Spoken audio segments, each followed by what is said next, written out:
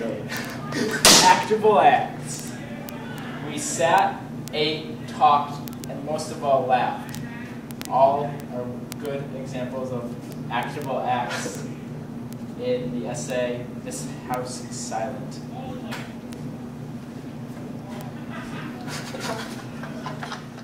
Sensory detail. Now, let's point out the sensory details. These are details such as visual, auditory, olfactory, and tactile. For visual, we had the sentence, I add the detergent, because you can visually see someone adding the detergent. For auditory, we had the sound of water draining, because that's something everyone can hear. For olfactory, we had the potent smell of downy, because that's a potent smell that everyone recognizes. For tactile, we had one side of the room is hot, because you can actually feel the hotness of the room on your skin as you read that. And we also noticed that downy was a specific concrete noun, which is also a very good literary device.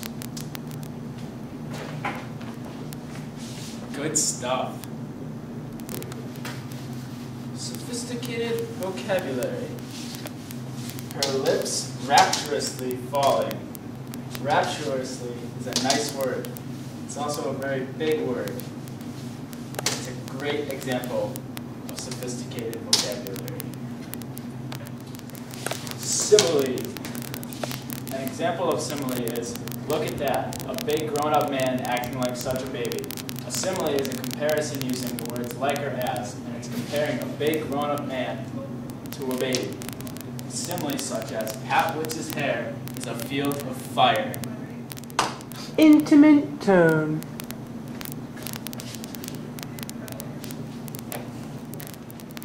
I'd sometimes see her No when way. she was walking to church, my crazy Aunt Etta, and embarrassed, I'd go out of my way to avoid her.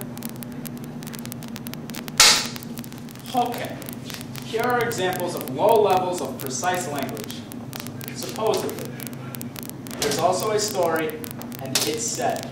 These are all examples that show low levels of precise language, which give the reader an iffy sense of what's going on in the story, and they don't give the story any credibility. Expletives. An example of an expletive is, this is where we sat around.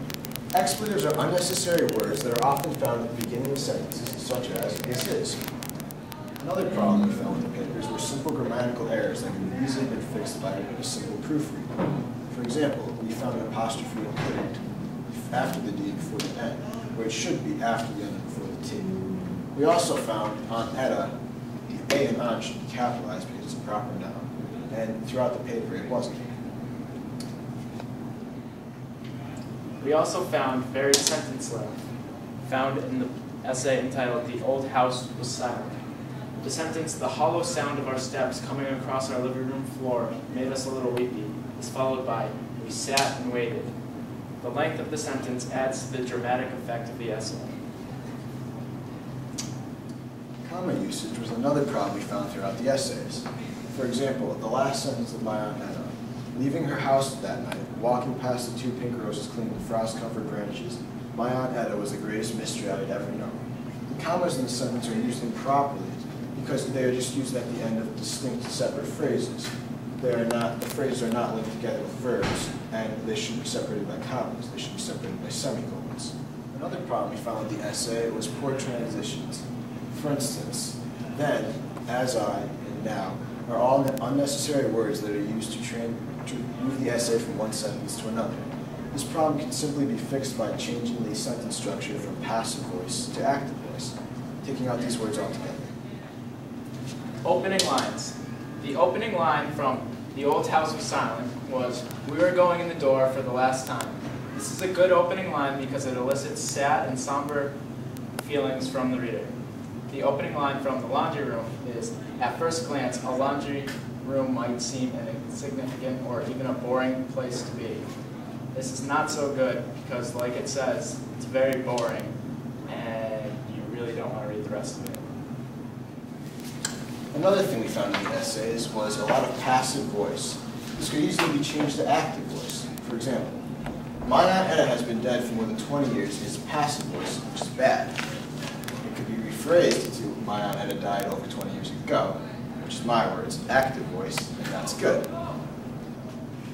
And finally, bad endings. The ending from The Old House Was Silent says, "So we're off to a new home, new memories, and an easier, smaller house." Really, really bad way to end that essay. Yeah, felt bad because they were leaving all those new old memories. Yeah, well, I mean, it had nothing to do with the rest of the essay. It's just like, I don't even feel, go to your new home. Just like, go get new memories. Okay, it's all over, I guess. It's over. They're going to make new memories. It's over. It doesn't even matter. Just really, really terrible ending.